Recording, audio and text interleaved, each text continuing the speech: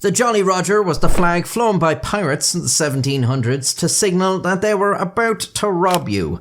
They would often fly misleading flags until they were within firing range of a ship, then hoist up a black flag, sometimes accompanied by a warning shot, which communicated, "We are pirates. Surrender your stuff without a fight and you can expect mercy."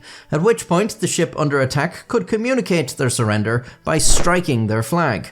If they instead offered resistance, the pirates could replace their black flag with a red one. As you may know, a red flag is widely understood to mean, we're not going to accept surrender, and we're not going to surrender ourselves. We're going to kill everyone or die trying. Some pirates were known to decorate both their black and red flags, which we'll be looking at today. The term Jolly Roger is almost universally associated with the skull and crossbones today, although historical accounts attest to many different designs.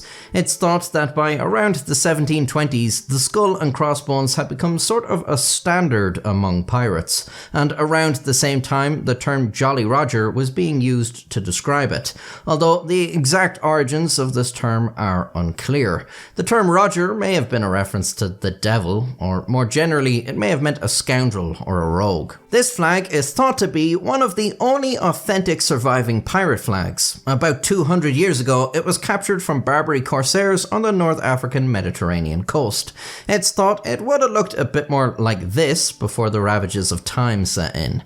Very striking design, you'd easily tell what it was even at a distance. I've seen better skulls, and I think I'd prefer if the skull was a little more prominent in proportion to the bones, but still a pretty cool flag. I'll give it a B. Here's another authentic surviving piece, captured in 1780 after a battle off the North African coast. Again, we've got a skull and crossbones, although with a slightly different execution, and this time on a red flag. Let's give it a little colour correction to account for time. This one definitely looks more sinister than the previous one, sort of reminds me of the SS Totenkopf.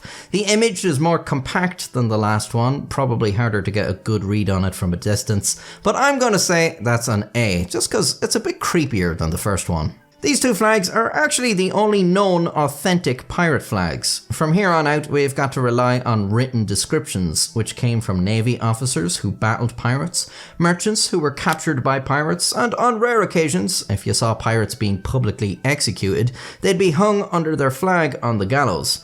I'll draw the flags based on the historical accounts and rate them solely on the idea expressed, seeing as we don't know what they actually looked like in execution. In the year 1700, British Captain John Cranby detailed in his journal an encounter where he chased, but ultimately lost, French pirate Emanuel Wynne.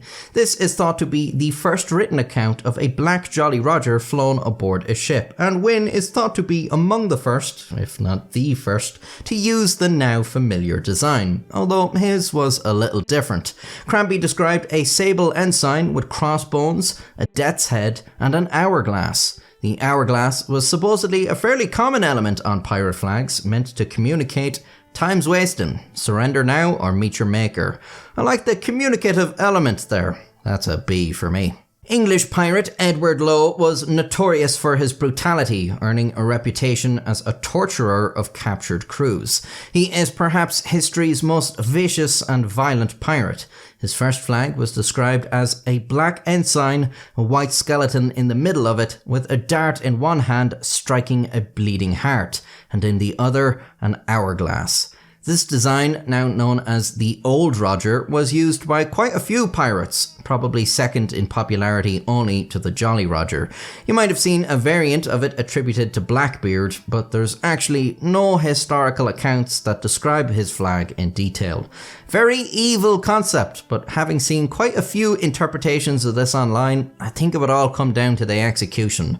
I'm going to give this an S, because with the right artist, this design has the potential to be incredibly menacing and cruel looking. In 1723, Edward Lowe stopped using the Old Roger and came up with his own flag, a red skeleton on a black background. A bit simple for my liking, but the fact the skeleton is in red is a bit unusual. Paired with Lowe's reputation, it's fairly chilling, so that'll bump it up for me. It's a C. Supposedly Lowe also had a green silk flag with the figure of a trumpeter in yellow, which was used to signal to his captains that they were to board the flagship for a meeting. Probably shouldn't even include this one, as it's not really a piracy flag, but it's my video. F. English pirate Samuel Bellamy, in contrast to Lowe, was known for his mercy and generosity. He was one of the wealthiest pirates during the Golden Age of Piracy, despite only being a pirate captain for little over a year before his ship sank in a storm. The wreck was actually discovered in 1984. Initially, it's thought he flew a version of the Jolly Roger, before later adopting a black ensign with Det holding an hourglass in one hand and a trumpet in the other. So, a variant of the old Roger, but not as threatening. D. French pirate Olivier Levasseur, known as the Buzzard for his aggressive predation of ships, has a bunch of flags attributed to him. A white ensign with a figure of a dead man spread in it. Simple. Unusual inversion of colours, I'll give it a D. Det's head in black in the middle of a white ensign. Similar thing going on here, but I think the skull is more striking than the full skeleton. C for me. A black flag in which is represented a corpse which holds in one hand a sabre which he holds raised. At his feet, a man on his knees. Absolutely evil. Love it. S tier. Another of Levasseur's flags was made of black cloth and was painted in the middle a skeleton flanked by scattered bones and crossed cutlasses. Think this one would greatly depend on the actual execution, but it sounds too busy to me, like you just got common pirate motifs and threw them all in with little rhyme or reason. E. They made it of black silk. In its centre there was the figure of a naked man with a cutlass in his right hand and the left one holding a decapitated head by the hair. Creepy as all hell. Easy A. Black flag in which for figure there were 4 skulls and 2 bones in cross with white tears. Again, I'd really have to see what the final product actually looked like. I think it would depend on how much the tears are complementing the design versus adding unnecessary noise. Without knowing that, I'll say E. The last of Levasseur's flags, finally, was a black flag with a skeleton holding an hourglass and a sword, teardrops, and a man lying down. Too much going on, that might have to be an E. Bartholomew Roberts, a famous pirate who is regarded as the most successful pirate of the Golden Age of Piracy, based on the number of ships he captured. Over 400. An eyewitness report from 1720 describes his black flag with a death's head and a cutlass in it. Don't know if they meant the cutlass was in the head or just in the flag, but I'm leaning towards the cooler of the two. I think that would be a B. Another eyewitness account describes a death's head and an arm with a cutlass, which may actually just be a better description of the same flag, but I'm going to count them as 2 separate designs. I think you're losing something by adding an arm beside the skull, and the image becomes less cohesive. E. In 1722, Bartholomew Roberts was killed in the Battle of Cape Lopez. The victorious British Royal Navy officer Challoner Ogle described a black flag having a white skeleton on it. Quite a few pirates are mentioned as having this design. Simple, but classic.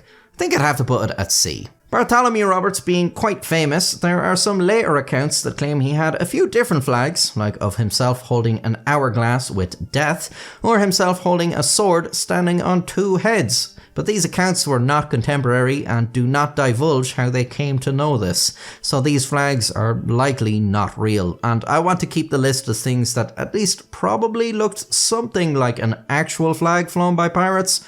They're not S tier anyway. Welsh pirate Howell Davis had what was described by an eyewitness in 1721 as a black flag with a death's head. So, simple variant of the Jolly Roger, surely used by many pirates. Can't go wrong with a white skull on a black background. B. Another flag supposedly used by Davis had a gun and sword. It's alright, gets the message across I suppose, but nothing too frightening. D. Another Davis flag reportedly represented a man asleep and a skeleton with one hand a clock, a sword of the other. What made the author of this claim think the man was asleep and not dead is beyond me. Maybe he was under a blanket. I'd have to see it, but I'll generously give it a D, assuming these elements were put together in an intimidating fashion. Unidentified pirates spotted at Barbados in 1718 were described as flying multiple death's heads on a black field. One is much better, in my opinion. D. Philip Lyne was a crewmate under Edward Lowe and maintained Lowe's reputation for cruelty when he set off on his own in 1725. However, later that year he was captured after being badly wounded in a brutal battle at sea, with one eye shot out, with which part of his nose hung down his face. He lived to face trial and hang alongside his surviving crew, their black silk flag before them, with the representation of a man in full proportion, with a cutlass in one hand and a pistol in the other extended. How scary was the man? I think an exceptional design for this concept could maybe be a D, but in all likelihood I'd say it was closer to an E.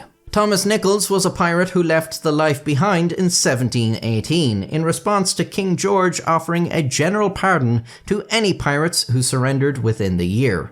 One of his victims claimed he had in his flag a dart and a bleeding heart. Nice, simple iconography that effectively conveys suffering, which I like. But I think I'll have to bump it down a bit just because it does look like something that might appear on a Valentine's card. D. I'm going to call it there because while there are more descriptions of pirate flags, I think we've covered all the major elements here. There's no point going on endlessly about minor variants. There's already a few flags on here that aren't all that different from one another. But that's my list. At the top we've got designs that I think are cool and that to me would communicate the most amount of terror. And at the bottom there's just a lot of random bullshit on the flag. Do you agree with my list? Are there any flags that you think I was overly fair or unfair to in how I drew them? Like you thought the description sounded sick and then saw my interpretation and thought, but not when you draw it like that. Or maybe I draw and sold you on a concept you didn't think sounded all that great. Let me know in the comments. And if you liked the video, I have many more about other things from history near and far. So watch them, or subscribe if you want to see more in the future. Join the channel membership to support me monetarily and receive some bonuses. And until next time, stay safe.